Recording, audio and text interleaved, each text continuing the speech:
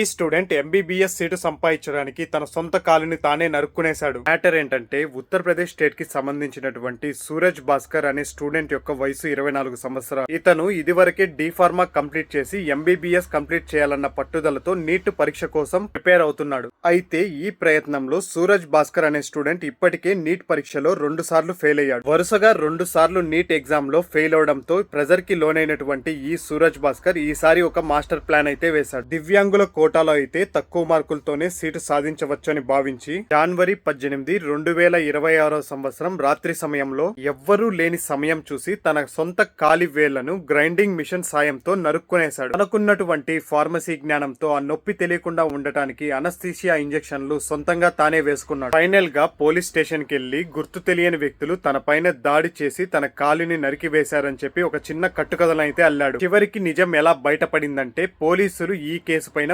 విచారణ మొదలు పెట్టగా సూరజ్ తన డైరీలో 2026 సంవత్సరంలో ఎలాగైనా డాక్టర్ అవ్వాలి అని పదే పదే రాసి ఉండడం గమనించారు. సూరజ్ ఫోన్ కాల్ డేటాని మరియు స్నేహితులని విచారించగా గతంలో కూడా ఈ దివ్యాంగుల సర్టిఫికేట్ కోసం ప్రయత్నించి అతను విఫలమయ్యాడన్న విషయం పోలీసులు అయితే తెలుసుకున్నారు. ఘటనా స్థలంలో అనస్థీషియా బాటిళ్లు, సిరంజులు మరియు ఈ కటింగ్ మిషన్ దొరకడంతో ఈ విషయం అయితే బయటపడింది. ప్రస్తుతం ఈ సూరజ్ భాస్కర్ అనే స్టూడెంట్ అయితే హాస్పిటల్లో ట్రీట్మెంట్ అయితే తీసుకుంటున్నాడు. తప్పుడు ఫిర్యాదు చేసినందుకు మరియు మోసానికి పాల్పడినందుకు ఈ సూరజ్ భాస్కర్ పై పోలీసులు కఠినమైన చర్యలు తీసుకోవడానికి సిద్ధమయ్యారు. సూరజ్ భాస్కర్ అనే స్టూడెంట్ పై మీ యొక్క ఒపీనియన్ ని ఒక్కసారి కామెంట్ చేయండి.